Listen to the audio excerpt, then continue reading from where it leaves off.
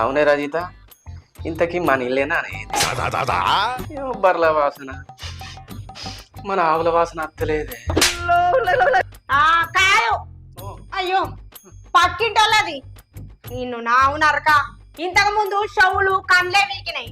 గట్టిగా వీలువు, ఉన్న ముక్కు పోతుంది, దరిద్రం పోతుంది నాకు.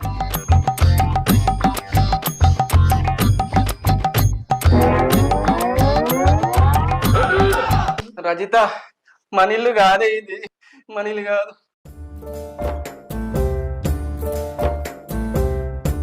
కాదు, గంగలకు తీసుకుపోతాను, గంగలకు. ఏమంటే మళ్ళా మెల్లగా. కొంచెమా ఓయ్!